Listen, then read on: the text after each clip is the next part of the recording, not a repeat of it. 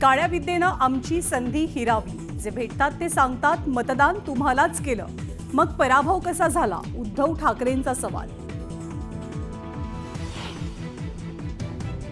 आमदार मिलिंद नार्वेकरांसह सुभाष देसाई, अंबादास दानवेंनी घेतली मुख्यमंत्री देवेंद्र फडणवीसांची भेट.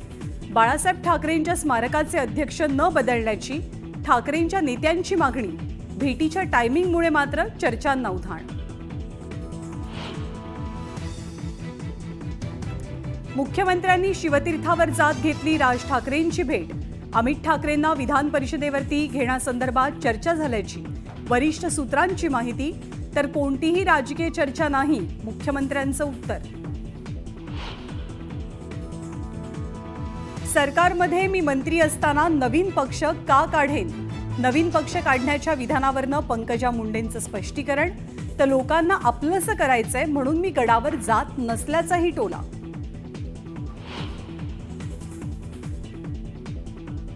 डॉक्टर बाबासाहेब आंबेडकरांबद्दल वादग्रस्त वक्तव्यामुळे अभिनेते राहुल सोलापूरकर पुन्हा अडचणीत. सोलापूरकरला तात्काळ अटक करण्याची संभाजी ब्रिगेडची मागणी.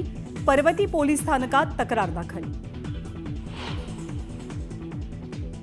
सोमनाथ सूर्यवंशींच्या न्यायासाठी लाँग मार्च स्थगित करण्याचा निर्णय कुटुंबियांना अमान्य. पोलीस अधिकाऱ्यांवरती सदोष मनुष्यवधाचा गुन्हा दाखल करावा, कुटुंबाची मागणी.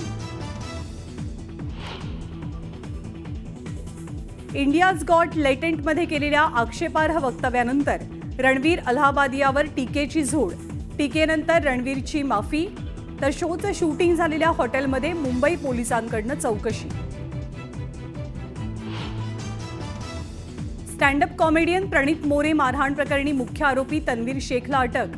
2 फेब्रुवारीला सोलापुरात झाली होती बेदम मारहाण.